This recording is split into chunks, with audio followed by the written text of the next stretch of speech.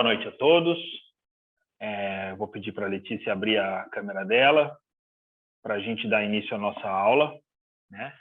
Essa aula foi bastante requisitada durante todo o ano. A gente já vê recorrente, até nos contatos telefônicos, uma abordagem sobre esse exame, que é um exame bastante complexo. Ele tem uma história bem completa em termos de laboratório, né? A gente tem um exame que começa com uma pesquisa inespecífica, vai crescendo em termos de complexidade, vai ganhando vários exames complementares, mas ele tem conseguido atingir um espaço na patologia clínica muito nobre, né? Como a doutora Letícia vai demonstrar para a gente, mas, ao mesmo tempo, ele tem as suas peculiaridades, tem as dificuldades de interpretação, então é por isso que se faz necessário esse contato entre laboratório e solicitante, para que esse exame seja aproveitado no seu maior potencial. Essa aula não vai ser dada a 4 mãos, né? Ela vai ser dada a 2 mãos e um dedinho meu, em que vou comentar aí especificamente uma característica de todos os exames para tentar ajudar a interpretação dele. Mas vai ser uma aula muito boa e eu espero que todos aproveitem. Não deixem de mandar as dúvidas no bate-papo, como a gente faz de costume. No final, a gente reserva um tempo aí para uma discussão e a gente convida todos a participar. Sem mais delongas, convido a doutora Letícia, então, para iniciar a nossa aula.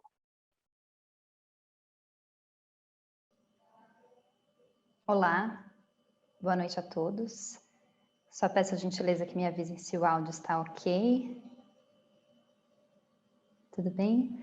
Muito bem. Então, eu agradeço imensamente o convite do laboratório e é um prazer poder compartilhar um pouco minha experiência em FAN, que é a pesquisa de autoanticorpos em células HEP2, uma vez que é um ensaio que vem sendo cada vez mais utilizado na prática clínica de diversas especialidades e, com certeza, é um dos ensaios que mais apaixonante para aqueles que trabalham com imunodiagnóstico.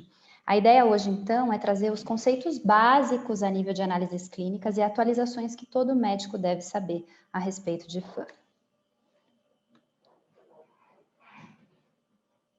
Meus conflitos de interesse e o meu cronograma. Então, eu vou começar fazendo uma rápida abordagem de casos clínicos que trazem à tona a interface da reumatologia com as diversas especialidades. Depois eu vou seguir abordando um back to basics, então trazendo conceitos básicos das análises clínicas para que a gente tenha um substrato maior para uma melhor interpretação do FAN e para que ao receber o laudo de FAN a gente consiga fazer uma análise mais crítica desse exame. Vou seguir fazendo um rápido histórico, né, e trazer à tona toda a história que envolve e todo o engajamento científico que envolve, de fato, esse ensaio, porque existem inúmeros esforços a nível internacional para que haja padronização e harmonização desse ensaio, uma vez que é uma ferramenta tão importante para a prática clínica dentro da medicina. Vou seguir, então, falando também algumas dicas práticas para a interpretação do exame, levando em consideração as principais recomendações do Consenso Brasileiro de Autoanticorpos e do Consenso Internacional de FAN. E, por fim, vou concluir trazendo algumas imagens de imunofluorescência indireta em células HEP2, que vai ser a parte aí do colírio para os nossos olhos. Muito bem. Então, eu começo, então, trazendo à tona aí essa questão do acompanhamento multidisciplinar que as doenças reumáticas demandam. O primeiro caso, a gente observa um caso de esclerose sistêmica. Eu não sei se vocês conseguem acompanhar o cursor comigo em tela. Acompanha, não? Perfeito. Então, é um caso de esclerose sistêmica. A gente observa as mãos da paciente com reabsorção de falanges distais, com ulcerações distais, nitidamente a leucomelanodermia, que são essas manchas esbranquiçadas, de permeio com hiperpigmentação cutânea, com uma diminuição de elasticidade do tegumento. Essa paciente apresentava um FAN topo 1 símile em altos títulos, com título maior do que 1/640, com ensaio de fase sólida anti-SL70 reagente e demandou acompanhamento multidisciplinar da reumatologia, pneumologia por acometimento pulmonar, dermatologia por acometimento cutâneo rapidamente progressivo e também da gastrologia por esofagopatia. Sigo no caso número 2, nitidamente uma paciente com estigmas clássicos de artrite reumatoide. Essa paciente tinha uma síndrome de sobreposição de artrite reumatoide com síndrome de Sjögren. Aqui ao exame físico a gente consegue notar o punho em quadrantura, com subluxação de punho, atrofia de musculatura interóssea, os quirodáctilos em cisne, o quirodáctilo em Z, então estigmas realmente muito clássicos de artrite reumatoide. Essa paciente, a nível do painel de autoanticorpos, né, e das análises clínicas, ela apresentava um FAN nuclear pontilhado fino, com título de moderado para alto, 1/320, com os principais autoanticorpos que nós dosamos em artrite reumatoide, fator reumatoide e anti-CCP reagentes, com o anti-RO-SSA reagente, bastante comum sua presença na síndrome de Sjögren, que é aquela síndrome só resgatando, que causa síndrome seca, com bastante xerodermia, xerostomia e xeroftalmia. E essa paciente demandou também acompanhamento multidisciplinar da reumatologia, pneumologia por acometimento pulmonar, otorrinolaringologia para auxílio no diagnóstico da síndrome de Sjögren com biópsia labial e também da oftalmologia pela questão do acometimento ocular com xeroftalmia. Caso número 3, eu trouxe um caso de uma paciente que foi acompanhada, inclusive esse caso foi levado para o Congresso Brasileiro de Reumatologia. É uma paciente com edema de papila. Essa é uma imagem de tomografia de coerência óptica, uma paciente com diagnóstico de lúpus eritematoso sistêmico, que apresentava esse edema assintomático, demandou acompanhamento conjunto de reumato, oftalmo, cardiopneumologia. Nos exames laboratoriais, um FAN nuclear homogêneo com títulos altíssimos, maior do que 1/640, e anti-dsDNA reagente com 1/160 na critídia. Esse caso realmente demandou um acompanhamento multidisciplinar e também trouxe à tona aí essa questão dos altos títulos, associando-se a uma alta atividade de doença, uma vez que estava com uma nefrite lúpica ativa. E por fim, essa imagem de número 4, eu trouxe essas próteses de silicone só para fazer uma representação de uma interação que tem acontecido cada vez mais e que nós temos nos aproximado muito nos últimos tempos, que é a reumatologia com a cirurgia plástica por conta da EIGEA, que é a síndrome autoimune autoinflamatória induzida por adjuvantes, que tem sido muito discutida agora em decorrência do aumento do número da colocação de próteses de silicone. Então, a mensagem número 1 da aula, e eu acho que a grande mensagem ao trazer esses casos clínicos logo no início da aula é a importância do diagnóstico precoce.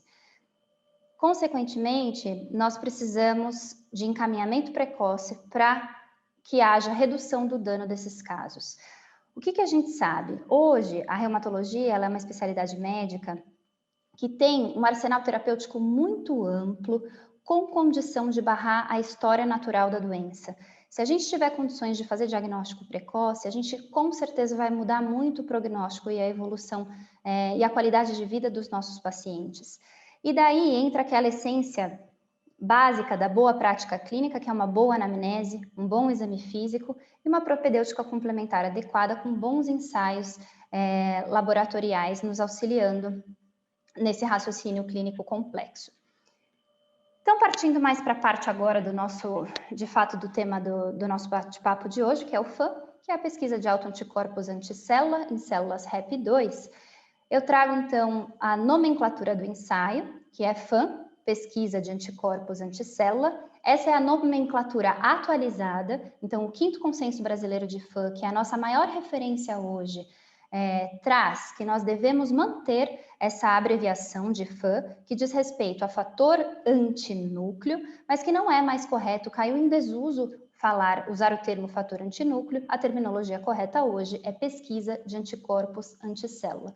Por quê?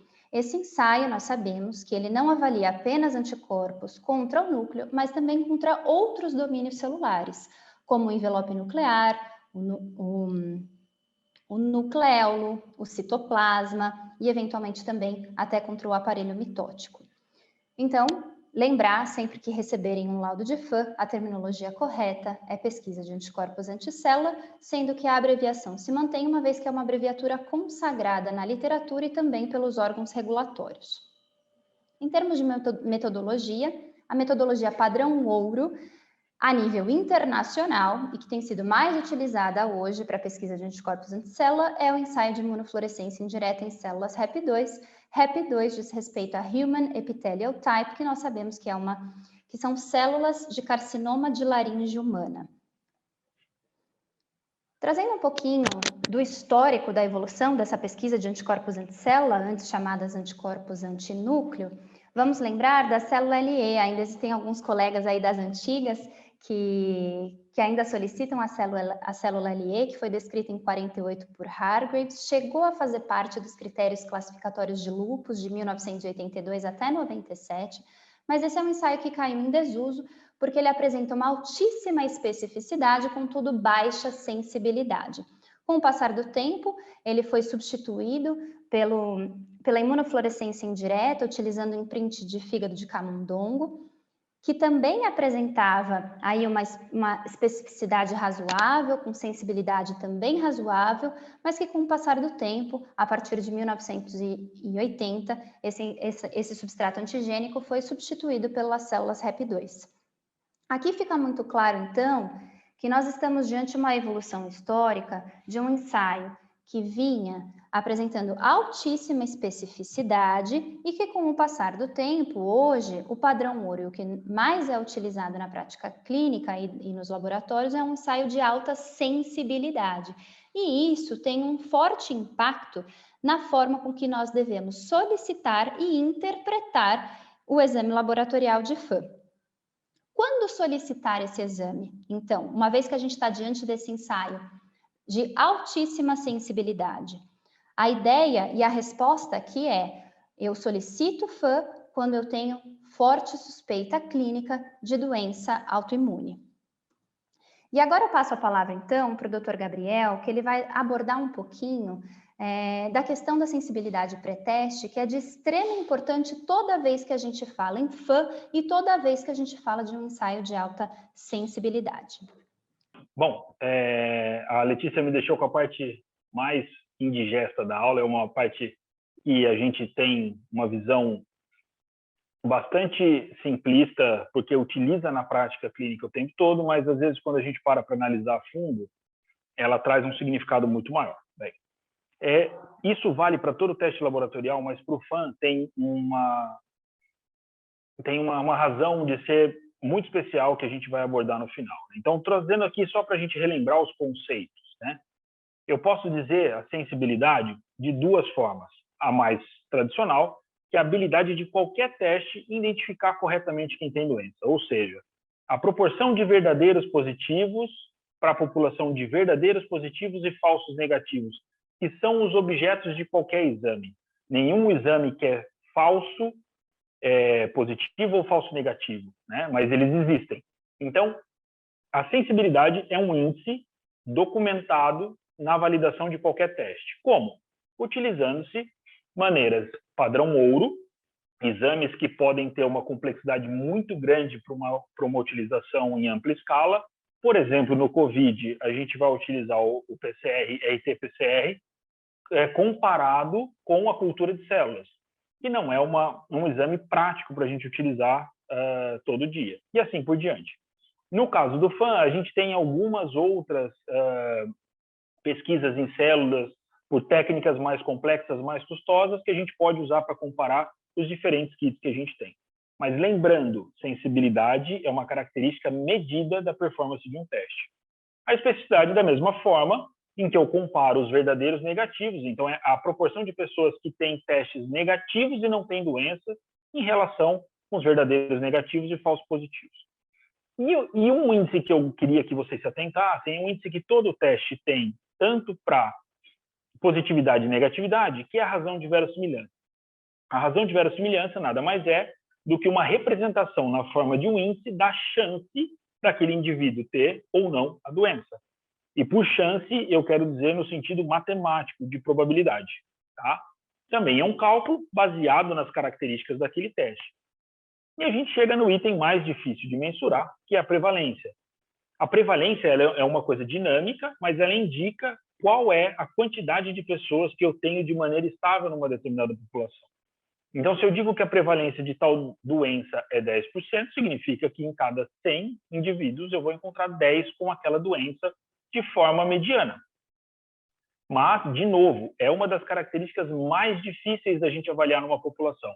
Depende de notificação compulsória, depende de censo, depende de registro e uma série de outras informações que nos fazem a ter dados dos mais diversos possíveis. Por exemplo, quando a gente discutiu a aula do Covid, foi comentado que a prevalência do Covid varia entre 5% e 17%. E isso pode significar tudo, como nós vamos ver no próximo slide.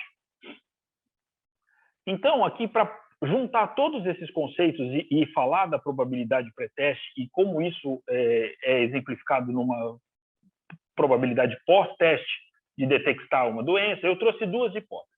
A primeira hipótese pega uma doença, de que aqui pode ser qualquer doença, e que a gente está afirmando que essa prevalência é de 10% em uma população. E eu medi o meu teste, que tem uma razão de verossimilhança positiva de 20 e uma razão de verossimilhança negativa de 0,05. Isso foi obtido calculando-se a especificidade e a sensibilidade e fazendo aquelas equações simples matemáticas que a gente viu lá atrás. Eu pego os resultados dos verdadeiros positivos, correlaciono com os outros resultados e chego nesses índices. E aí eu utilizo uma ferramenta que foi descrita por Fagan, que é o nomograma de Fagan, que nada mais é do que uma régua, em que eu faço uma comparação da variação da probabilidade pré-teste junto com a razão de verossimilhança e obtenho qual que é a probabilidade pós-teste do meu teste para positividade e negatividade. Nesse caso da doença X, partindo-se de uma proporção de 10%, que ali está significando 0,1, passando por uma razão de verossimilhança de 20, eu chego na conclusão que o meu teste tem uma probabilidade de 70% de dar um resultado positivo. E, a mesma forma, um resultado de 0,5% dele dar um resultado falso negativo. Os índices, quanto mais afastados da razão de verossimilhança de 1, eles correspondem a bons resultados. E proporcionalmente com a quantidade de verdadeiros positivos e de verdadeiros negativos, né? Agora, se eu partir de uma segunda hipótese, que eu aumento a prevalência da doença, e nesse caso aqui eu coloquei uma prevalência de 18%, a gente pode ter, então, utilizando o nomograma de Fagan, visualizar que a minha probabilidade pós-teste instantaneamente sobe na ordem de quase 10%. E da mesma forma, eu vou ter um incremento de forma negativa na sensibilidade, na probabilidade pós-teste de negatividade, mas muito irrisório, de 0,5% para 0,9%. Ou seja, a conclusão que eu trago de todo esse recapitulado da bioestatística, o aumento de prevalência de qualquer doença influencia positivamente no meu teste. E eu posso utilizar esse aumento de prevalência com uma ferramenta muito simples, que é uma boa anamnese, um bom exame físico e segregando uma população que tem uma prevalência maior de determinada doença. Se eu faço PCR para COVID para qualquer indivíduo, a performance do meu teste com certeza vai ser pior do que se eu selecionar indivíduos com síndrome gripal, com febre, com anosmia e assim por diante.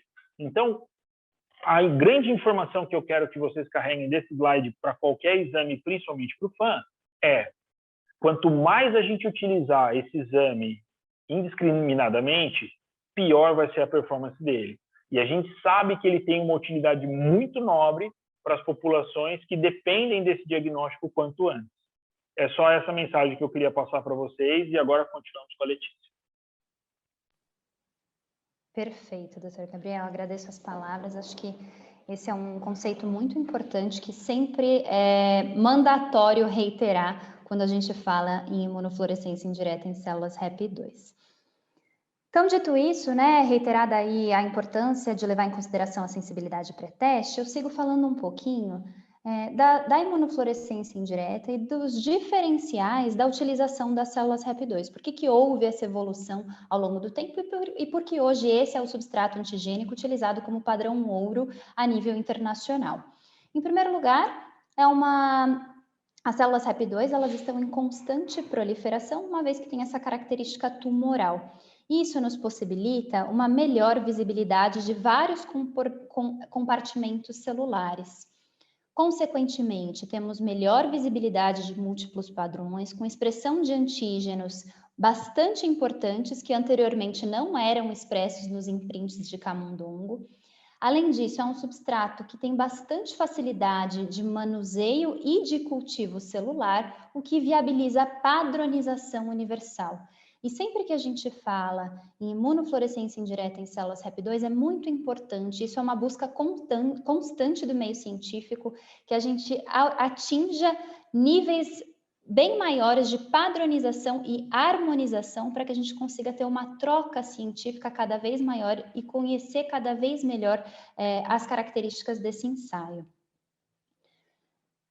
Seguindo, o que é muito importante falar, uma vez que a gente está falando de uma célula tumoral que está em constante proliferação, na imunofluorescência indireta é muito importante recordar das fases do ciclo celular. E aqui nesse slide eu chamo a atenção para a fase da metáfase, onde eu tenho a concentração das cromátides no centro da célula, formando essa placa equatorial. E uma vez que a gente vai para a imunofluorescência indireta, essa é a forma com que nós conseguimos discriminar na visualização microscópica uma placa metafásica positiva, né, versus uma placa metafásica negativa. E da essência desse ensaio, o que é importante resgatar é que ele consiste basicamente em duas etapas. A primeira delas, eu tenho a ligação de um anticorpo diluído do paciente, da amostra do soro do paciente, se ligando ao substrato antigênico, no caso que a gente está falando aqui em células HEP2, e numa segunda etapa, um segundo anticorpo marcado com fluoresceína, que de fato é o anticorpo que vai trazer à tona aí a fluorescência vista na microscopia. Recordados aí esses conceitos todos básicos, né, da essência das análises clínicas, da imunofluorescência indireta em células HEP2, eu vou começar então uma parte da abordagem da aula um pouco mais prática, falando um pouquinho sobre os consensos brasileiros e internacionais de FAM. O Consenso Brasileiro de FAM já está na sua 6ª edição, né? Aqui eu resgato a ideia de que o Brasil é pioneiro na descrição de padrões de FAM, é motivo de muito orgulho para a nossa comunidade científica, uma vez que realmente nós estamos à frente até do consenso internacional nessa descrição de FAM. O último consenso aconteceu em 2019 em Fortaleza, mas ainda o que nós utilizamos como base é o 5º Consenso Brasileiro de FAM, que é o que de fato nós já temos publicação e que em breve deve sair a 6ª publicação também. Além de sermos pioneiros, né, na descrição de padrões de FAM, o Brasil também foi sede da primeira edição do Consenso Internacional de FAM, que já está na sua 5ª edição, sendo que a última delas foi em Dresden, na Alemanha, no ano de 2019. Então, aqui eu só reitero que existe realmente um forte compromisso da comunidade científica para que haja, de fato, harmonização e padronização nesse ensaio e para que a gente utilize cada vez mais a riqueza que esse substrato antigênico de informações nos fornece.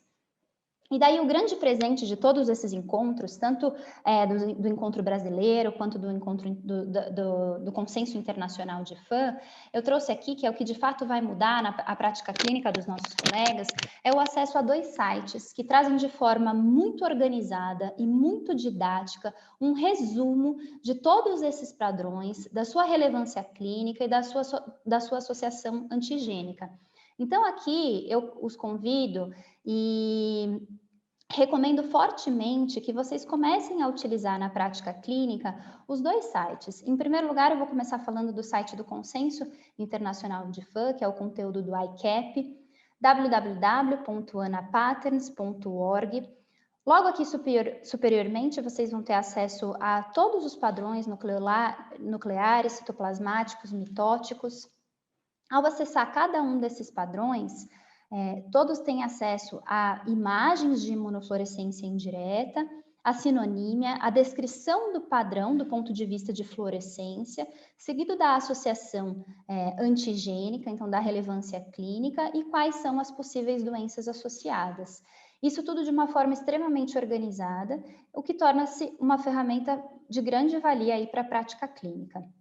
Da mesma forma, assim como o consenso internacional, o consenso brasileiro de autoanticorpos também tem um site, ainda página em revisão, mas que também é uma valiosa ferramenta para que nos auxilie na prática clínica no dia a dia. Na reumatologia, é muito comum já que a gente utilizar ferramentas de auxílio para o manejo dos nossos pacientes. Nós temos ferramentas de auxílio para a avaliação de atividade de doença, ferramentas de auxílio para a determinação de critérios classificatórios das doenças. Uma vez que a medicina tende a atingir uma medicina de precisão cada vez maior e com muita robustez de informações, nós teremos sim que nos adaptar a utilizar essas ferramentas de auxílio. E o FAM entra aí nessa onda. Em relação aos acessos do conteúdo do ICAP, do Consenso Internacional, os Estados Unidos é o país que representa 32% aí dos acessos e o Brasil vem em quinto lugar com 3,34%. Já do ponto de vista do Brasil, é claro que a gente tem que levar em consideração a densidade demográfica, mas o estado de São Paulo é o que é responsável por 39% dos acessos ao ICAP, e, em segundo lugar, vem o estado do Paraná com 9,27%. Então, aqui eu convido a todos para que realmente comecem a usar essas ferramentas, para que a gente, inclusive, aumente o nosso número de acessos aí dos brasileiros usando essa ferramenta que é o Consenso Internacional de FAM. Seguindo, eu trouxe os highlights do 5º Consenso Brasileiro de FAM, que hoje é o nosso grande norte para interpretação e correta utilização desse ensaio. Em primeiro lugar, a gente precisa saber que o Consenso Brasileiro de FAM, ele tem como principal, como carro-chefe, essa característica de harmonização com o consenso internacional. Uma das formas de trazer à tona essa harmonização é a utilização de um código alfanumérico, que é o código AC, que diz respeito a anticel. Então, hoje, se nós pegarmos um laudo chinês de FAM, logo ao lado do padrão vai ter o código alfanumérico, que é esse código AC, o que vai permitir com que nós, que dominamos a língua brasileira, também consigamos interpretar adequadamente qualquer laudo descrito a nível internacional. Como o Brasil é bastante pioneiro na descrição desses padrões, já tem descrito no 5º Consenso Brasileiro de FAM os padrões BACs, que mais para frente eu vou conversar um pouquinho, isso vai ficar mais claro, que é o Brazilian Anticel. Então, alguns padrões, quando vocês pegarem um laudo de FAM, logo ao lado não vão ter um código alfanumérico AC, mas sim um código BAC. Em terceiro lugar, a nomenclatura, como eu já havia dito, o que é consagrado é, de fato, a abreviatura FAM, e que, por extenso, deve ser descrito pesquisa de autoanticorpos anticélula. Em quarto lugar, o que o 5º Consenso Brasileiro descreve é que existe, e é muito bem descrita, uma diferença entre diferentes marcas comerciais de substrato REP2. O que isso significa? Que a depender da marca do substrato antigênico que o laboratório usa para processamento do exame de FAM, eu posso achar padrões diferentes ou eventualmente deixar de encontrar um determinado padrão, e isso já é sabido no meio científico, e inclusive existe um esforço para que a gente tenha harmonização, inclusive nesse sentido, no sentido de que a indústria comece a processar substratos antigênicos mais harmônicos entre eles. A quinta informação, não menos relevante, e acho que aqui é um ponto muito importante, é que os ensaios de fase sólida não substituem a imunofluorescência em células REP2. Existe muito esse questionamento, por que pedir o FAM e não ir direto para os ensaios imunoespecíficos, né? O FAM ainda é o substrato padrão ouro para triagem de doenças reumáticas autoimunes. Não se deve partir direto para ensaios imunoespecíficos.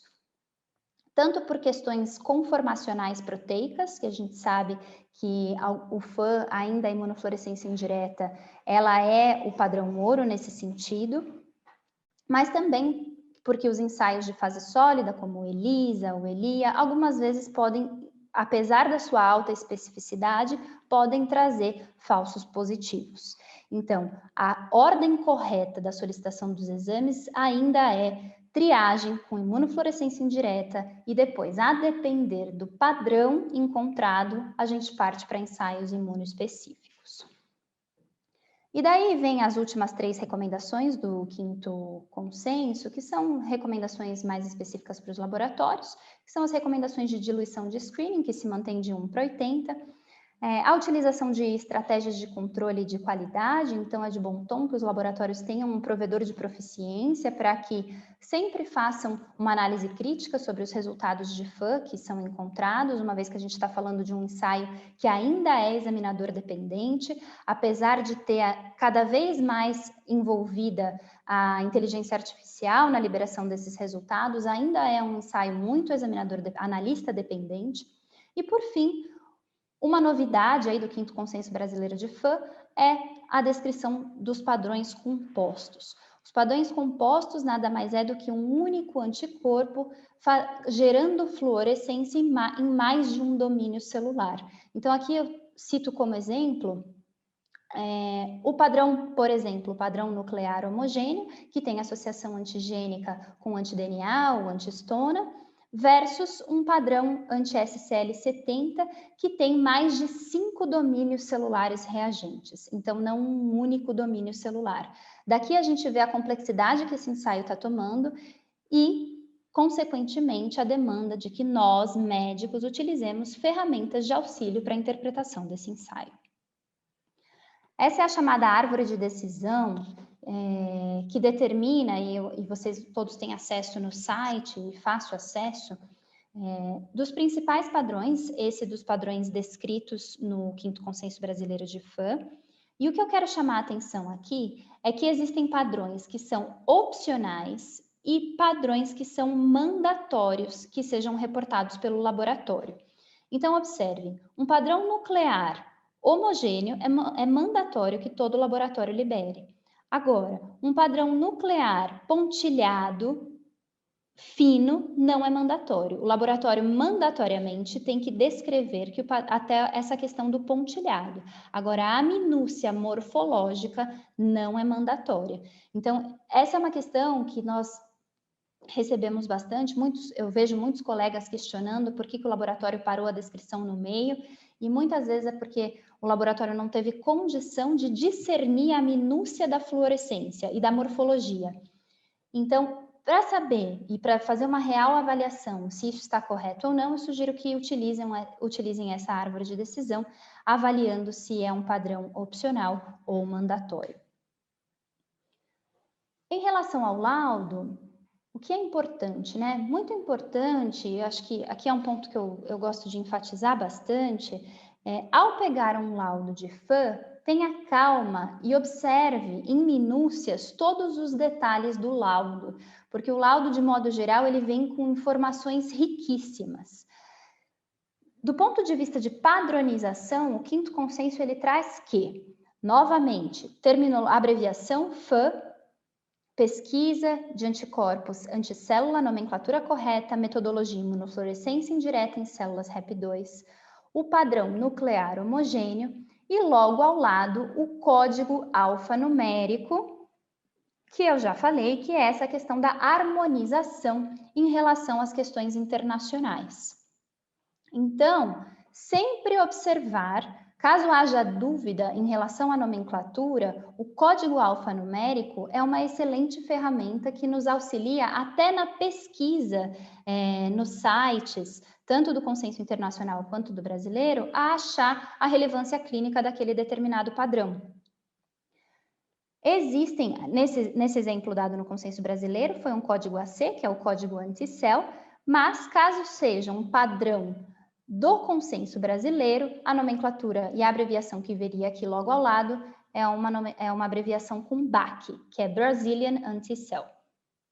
Além do padrão, é mandatório que no laudo venha, então, a titulação de screening 1/80, a gente considera com um título baixo, 1/80, 1/160 também, 1/320 já é considerado um título moderado para alto, e acima de 1/640 já é um título bastante alto. Quanto mais alto é o título, maior a probabilidade de associação com doença reumática autoimune.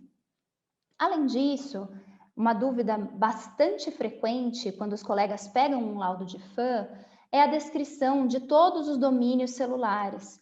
Essa informação, de modo geral, ela não impacta na interpretação do exame. O mais importante dessa informação vir descrita é para as pessoas que realmente estão engajadas na liberação do resultado, na avaliação da minúcia da fluorescência, mas isso não traz um grande impacto para a interpretação final do exame do colega que pega o resultado. Então, a minha dica é que não se preocupem com a descrição desses domínios celulares todos, né? Porque senão fica uma interpretação de resultado muito árdua.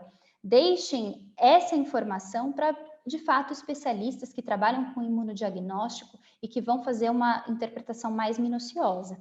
Então, ao pegar laudo de FAM, focar-se em padrão, titulação, qual o código alfanumérico para auxiliar a encontrar isso em algum dos sites que vão nortear aí a nossa conduta.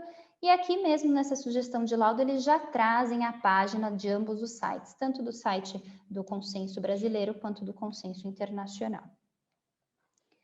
E aí, eu já acabando a minha fala, eu trouxe alguns padrões de imunofluorescência indireta, só para vocês entenderem um pouquinho do que a gente faz. Esse é o famoso padrão nuclear homogêneo, que tem associação antigênica com o DNA nativo, com nucleossomos ou antistonas. Aqui vocês podem observar os núcleos corados de uma forma bastante homogênea, com placa metafásica positiva. Esse é o padrão mais encontrado em pacientes com lúpus eritematoso sistêmico ou até em lúpus induzido por drogas. Observem aqui, código AC1 é o que diz respeito ao padrão nuclear homogêneo. Seguindo, padrão nuclear centromérico, AC3. A placa metafásica nesse padrão, ela tem um pontilhado um pouco mais grosseiro e espaçado, e observem também o mesmo padrão de pontilhado no núcleo celular. Esse padrão, quando o analista observa a imunofluorescência, a gente tem que pensar que esse paciente tem sempre A ou B, eventualmente até C, e esse é um padrão muito encontrado na esclerose sistêmica na sua forma limitada ou até mesmo na cirrose biliar primária. Seguindo, o padrão SEMP-F-like, a nível internacional, reconhecido como AC14. Esse é um padrão que pode ser encontrado em pacientes com câncer, eventualmente até linfoma não Hodgkin. Então, vejam a importância do analista ter, de fato, uma excelente capacitação para a interpretação das diferentes fluorescências celulares. Aqui nós observamos o núcleo fluorescente de uma forma pontilhada fina, mas com uma grande variabilidade de fluorescência. Então, esses núcleos aqui bastante fluorescentes versus outros núcleos não tão fluorescentes, né? Além disso, as células em divisão mitótica, elas têm um contorno do citoplasma também bastante delimitado. Essa é a característica do padrão SEMP-F-like, isso salta aos olhos e o analista deve chamar atenção, e a gente, ao pegar isso num laudo no consultório, tem que pensar e ir atrás, eventualmente, aí de câncer. Claro, sempre associando com os achados clínicos do paciente. Seguindo, padrão anéis em bastões, conhecido como rods and rings, é o AC23, como conhecido internacionalmente no código alfanumérico. Observem, esse é um padrão associado com a enzima IMP-DH2, muito encontrado em pacientes com hepatite C pós-tratamento com interferon ribavirina. eventualmente até no Hashimoto ou em pacientes rígidos. Observem aqui os anéis e os bastões bastante fluorescentes. Outro padrão, padrão ponte intercelular. Esse é um padrão mais incaracterístico, que não tem nenhuma associação antigênica específica. O que nós observamos aqui, ele é descrito como AC27, nós observamos essa fluorescência bem importante entre a divisão, no processo de divisão de células irmãs, logo no momento antes delas se tornarem células filhas, então formando a chamada ponte intercelular. E aí, por fim, eu deixo as minhas mensagens. Em primeiro lugar, que foi uma grande ferramenta, se for bem utilizado, e ainda continuará sendo para o futuro. Muito importante fortalecer a comunicação entre as especialidades e entre o laboratório, uma vez que novos padrões estão por surgir, uma vez que a gente tem dominado cada vez mais a imunofluorescência indireta. Além disso, precisamos pensar em diagnóstico precoce, intervenção precoce, para que não haja dano e para que a gente, de fato, consiga barrar a história natural das doenças com tratamentos cada vez mais assertivos. Não deixem de utilizar como auxílio os sites do Consenso Internacional de FAN, o ICAP, e o Consenso Brasileiro de Autoanticorpos. E, por fim, aquela velha frase de qualquer teste laboratorial só tem valor quando analisado conjuntamente com dados clínicos e epidemiológicos do paciente. A gente realmente tem que conhecer muito bem a ferramenta que nós utilizamos. Todos os ensaios laboratoriais têm prós e contras, e quanto mais dominarmos esses prós e contras, melhor a gente vai conseguir, de fato, aproveitar a riqueza de dados que esses exames podem nos fornecer na prática clínica. Era essa a minha mensagem. Eu agradeço a atenção de todos e fico à disposição para eventuais dúvidas. Obrigado, doutora Letícia. É realmente muito bonito ver a evolução desse exame, né?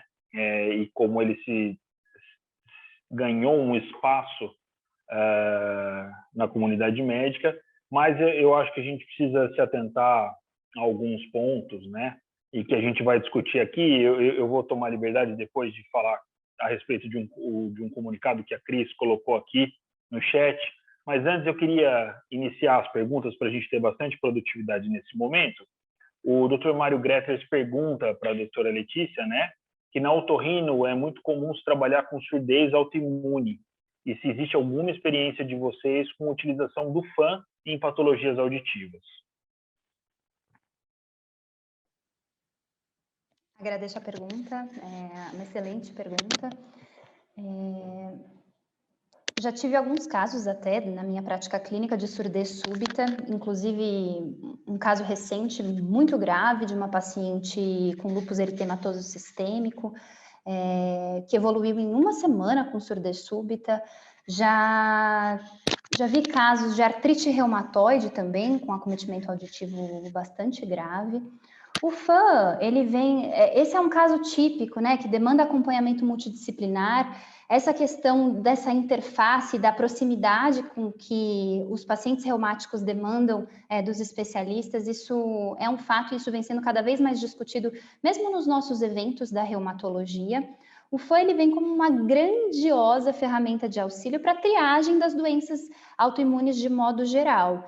Então, uma vez diante dessa suspeita de surdez súbita de etiologia autoimune, na minha experiência, surgiram fortemente um acompanhamento conjunto com o reumato, e o FAN, ele vai vir para a gente conseguir determinar qual doença que possivelmente está causando, porque não é apenas uma doença reumática que pode culminar com acometimentos auditivos, são inúmeras, inclusive doenças não relacionadas ao FAN. Né? A própria artrite reumatoide, ela não tem associação com FAN e ela também pode culminar com surdez súbita. Muito obrigado. E agora a gente tem aqui, na verdade não é bem um questionamento, mas uma colocação que a Cris coloca, que eu vou abrir para debate, né? A doutora Cristiane Rached, coloca que a parte difícil da história em relação ao FAM é que a especialidade, né, não usual pede o FAM em inúmeras queixas que nem sempre são critérios para uma doença reumática. Isso autoriza o encaminhamento desse paciente para o reumato, e sem o fechamento de um diagnóstico, a gente passa a ter aí um tema que é para uma aula dedicada só para ele, que é da síndrome do FAM positivo, né? Então, queria que a doutora Letícia, e convido a doutora Cris, se quiser participar do debate, abrir o microfone, qualquer coisa, mas eu vou deixar a doutora Letícia comentando um pouco sobre essa síndrome aí e como conduzir esses casos quando eu encontro um exame altamente específico numa população que talvez não feche os critérios para a utilização desse exame. Boa noite, doutora Cris, agradeço o comentário. Essa é realmente uma grande questão que vem sendo muito abordada, inclusive foi o motivo que nós fizemos questão de ir para um público bastante genérico, né, de médicos generalistas, não especialistas, abordar a questão da sensibilidade pré-teste, uma vez que isso impacta demais na interpretação final do resultado. Para muitos reumatologistas, isso acaba sendo um pouco frustrante, porque muitas vezes nós pegamos pacientes com resultados positivos que não têm associação antigênica nenhuma e relevância clínica nenhuma. Hoje nós sabemos que existe muita positividade de FAM vinculada à presença de anticorpos fisiológicos. Então, é natural que nós desenvolvamos uma autoimunidade fisiológica com o decorrer dos anos. Inclusive, com melhor conhecimento dos padrões de FAM, hoje nós sabemos, e já tem até bem descrito, acho que um bom exemplo disso é o padrão nuclear pontilhado fino denso, que é o padrão mais comum na população hígida e que hoje nós sabemos que ele está associado ao DFS70, que é o LED-GF, um anticorpo que fala contra a presença de doenças autoimunes, né? Então, esse ainda é um grande desafio, né, doutora Cris? A gente que está na lida da prática clínica todos os dias vai realmente pegar casos com positividade sem, de fato, ter correlação e relevância clínica.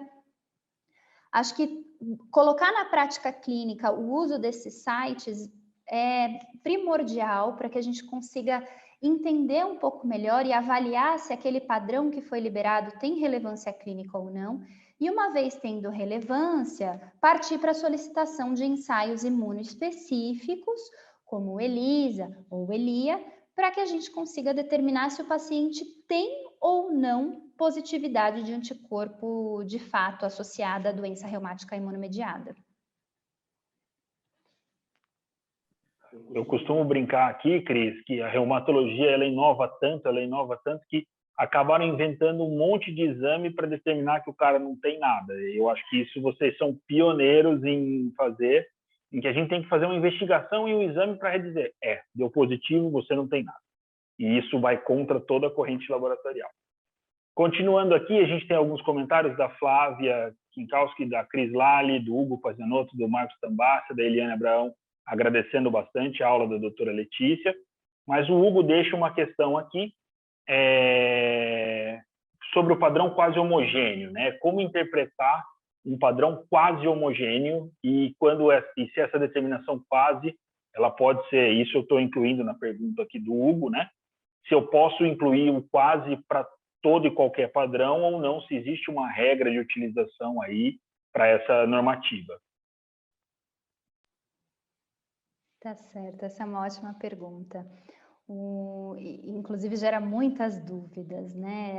A interpretação, a hora que o médico pega um padrão nuclear quase homogêneo no consultório, aí ele fala, ué, é homogêneo, não é homogêneo?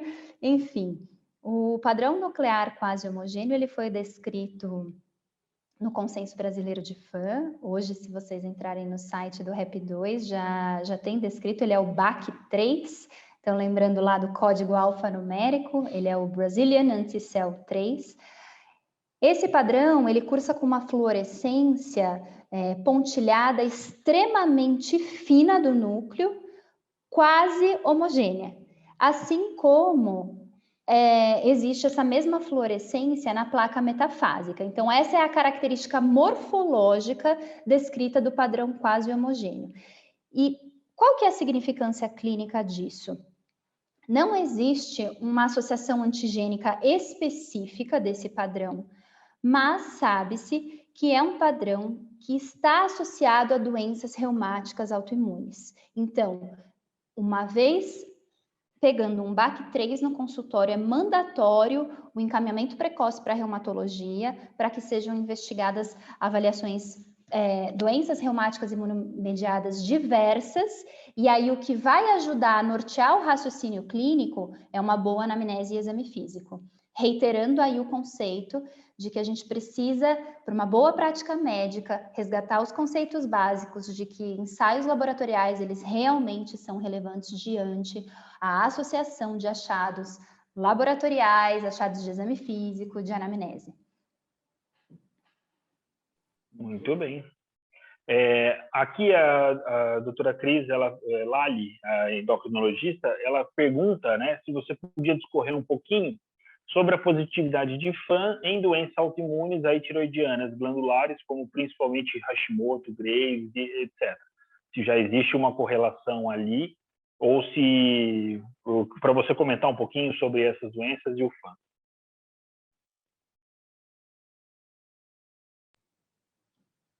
Agradeço a pergunta. O que é do meu conhecimento é que ainda não existe nenhum padrão absoluto em relação a essas doenças. Inclusive, existem muitos interferentes laboratoriais, uma vez que a gente está falando de doenças imunomediadas, né? Isso pode acabar confundindo os padrões de fluorescência. Acho que um bom exemplo é aquele que eu mostrei do padrão de anéis e bastões, que tem associação com a enzima em PDH e que também é encontrado na doença de Hashimoto, por exemplo. Então, de fato, a gente não tem uma associação muito específica em relação a essas doenças endocrinológicas. Eu acho que cabe comentar aqui, Cris, que, na verdade, o importante da correlação é entender que existem anticorpos e marcadores muito melhores laboratorialmente falando para essas doenças, mas que, levando esse conhecimento para o FAM, ele passa a ser mais importante no descarte da investigação reumatológica, caso essas doenças estejam presentes com esses marcadores, né? E não o contrário, claro, porque existem marcadores melhores para essas doenças. Mas esse comentário da Letícia vale a pena mesmo, porque eu e o Dr. Marcos, a gente pergunta frequentemente aqui para ela. A doutora Cris Rached termina comentando aqui também, né, que a reumato não tem tanta culpa nessa inovação, porque as especialidades acabam pedindo FAM, e isso pode gerar um desconforto no paciente quando ele vai à internet procurar o significado, e muitas vezes ele não especifica a complexidade do laudo e pergunta para o Dr. Google só FAM positivo, né, o que significa, e isso pode significar, como a gente viu aqui, um mar de decisões. Eu acho que a gente está chegando próximo ao final do nosso tempo, mas eu queria pedir um encerramento aqui breve para a Letícia, para ela comentar um pouquinho, aí falando da nuance, como que a gente deve se comportar com a relação interlaboratorial de um resultado de FAM discrepante, né? Sabendo que a gente tem variações examinador dependente, do tipo de equipamento que é utilizado, desde a automação, passando por microscópios de imunofluorescência, com fonte halógena, com fonte de LED. Se eu tiver 2 laboratórios com FAMs distintos para o mesmo paciente, como que eu devo conduzir essa situação da melhor forma possível para buscar o melhor diagnóstico para o paciente? Ótima pergunta. Esse é um grande desafio, né? Inclusive, muitas vezes gera muita frustração na prática clínica receber laudos distintos. Em primeiro lugar, reitero, fazer correlação clínica, uma boa história, bom exame físico, atentar-se a eventuais interferentes pré-analíticos e analíticos, acho que já bem descritos pelo Dr. Gabriel, mas também até mesmo ao momento da coleta do exame, porque momentos diferentes podem cursar com fãs de padrões diferentes. Eventualmente, até mesmo as medicações que esse paciente faz uso podem interferir no padrão do fã descrito. E um grande aliado aí é, de fato, partir para os exames imunoespecíficos. Então, se eu tenho 2 padrões distintos na minha prática clínica, eu vou buscar qual a associação antigênica e qual a relevância clínica desses 2 padrões, fazer a associação e a correlação clínica para conseguir depois partir para uma investigação em pormenores, solicitando ensaios imunoespecíficos de fase sólida. Muito obrigado. Eu acho que a gente encerra, então, essa aula de uma maneira muito, muito didática. Eu acho que a doutora Letícia foi muito feliz nas colocações. Eu agradeço a todos que participaram. Isso é importante para que a gente mantenha sempre o interesse focado da prática clínica e do laboratório no paciente, que é o principal objetivo. Reitero que a gente tem o canal da assessoria médica, sempre vai direcionar os assuntos específicos para os nossos assessores. Enviem as questões, sejam por e-mail, podem ligar para o nosso telefone da assessoria médica, até mesmo qualquer outra dúvida referente a exame, nós estamos à disposição. Queria agradecer mais uma vez a presença de todos. Isso é muito importante para que o laboratório continue crescendo e atendendo às expectativas da comunidade médica. E espero aí, num futuro breve, com todos vacinados, com todo mundo aí bem de saúde, que a gente possa fazer uma aula presencial e trocar esse embate clínico que é extremamente produtivo. Mais uma vez, agradeço a todos, desejo uma ótima noite e vamos em frente. Boa noite a todos, agradeço a participação e fico à disposição caso alguém tenha alguma dúvida para que a gente consiga discutir e colher bons frutos das discussões. Obrigada.